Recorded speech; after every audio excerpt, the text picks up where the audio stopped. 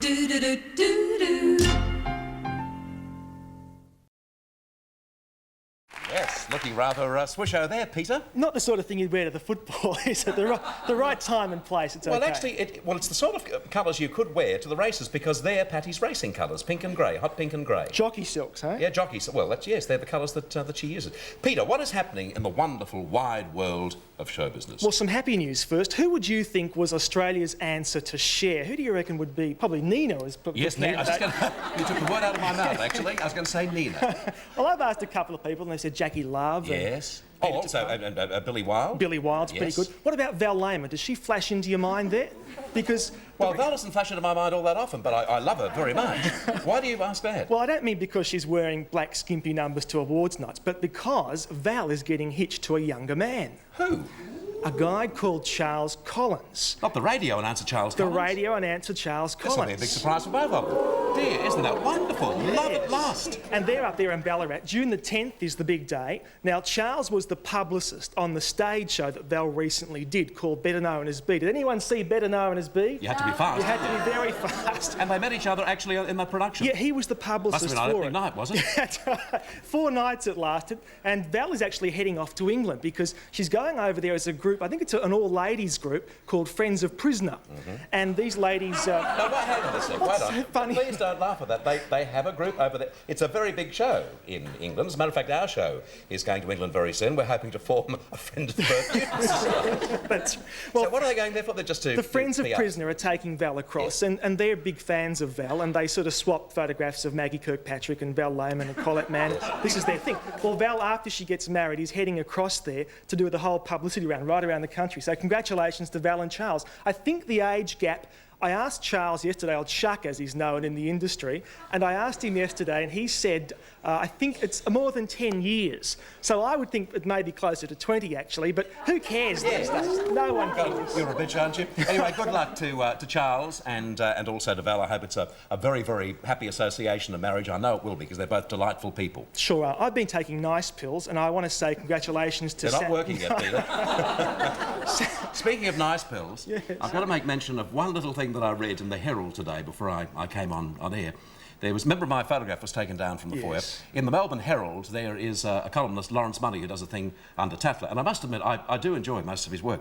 And in this particular par, he says that the Seven Network have told him that the photograph is going up, and the reason the photograph came down from the foyer in the first place was it was up there with, what do you call that sticky stuff?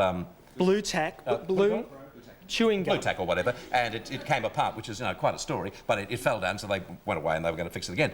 And his last line in the par was, the photograph is going back up because Bert's viewers demanded it.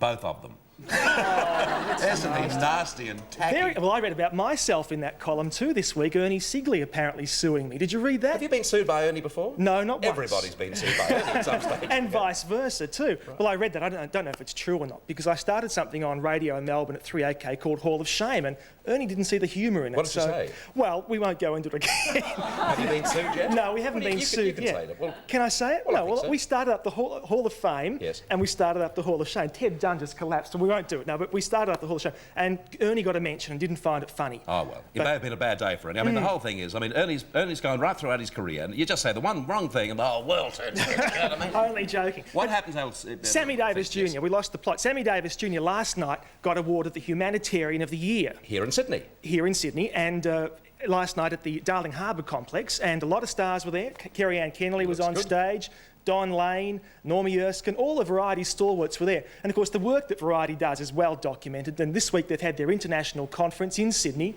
and Sammy was the big star last night, so congratulations to him. I wonder if Don took him back home to cook for him, because invariably when he's here in Australia, Don and Sammy get together and they have a cookout or a cook-in or something. Sammy's at the Sheraton Wentworth, and he's demanded to have, and he doesn't have great demands, but these are funny little things. He wants to have round ice instead of square, red fizzy drinks, and a chef on call 24 hours a day. That were the only things he asked for. Yes, well, actually, that's what he asked for wherever he goes. I remember when he was over here in about 1982, 83, I shouldn't send that up about the cookout because I was invited to one at Don's place with just Don, Sammy, and Don's girlfriend of that time, whose name I forget, and I think Don did too. Anyway, we had this night, and it was a fantastic night. He got up and he did a bracket of about 19 songs, all for nothing, and then Sammy got up and sang one, and it was a great night, wonderful night.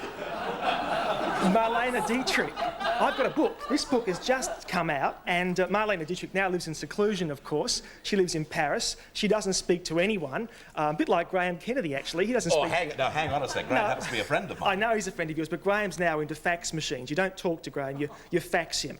And that's the only way to... If it's the last thing I have to do in television, one thing I'm not going to do is fax Graham Kennedy. Well, this book is out, and this is her own story. Now, there have been 56 books written about Marlene Dietrich over the years. They're hoping this one will sell. This is her own story. She's telling it the way it was, as she saw it. I felt quite sorry for her after reading it, because she sounds like a very lonely lady. Charlie Chaplin? Charlie Chaplin, yes, and they were very close friends. And there she is with Bert Bacharach, who was a musical conductor for all her live appearances. Before the eye operation, obviously, with Bert, yeah. And before all the hip problems she had too, with the broken leg in Sydney and all that. All those things are in the book. It's about to hit the bookstores very soon, called Marlene by Marlene Dietrich. Just finally, Peter, give us your little gossip piece for the week.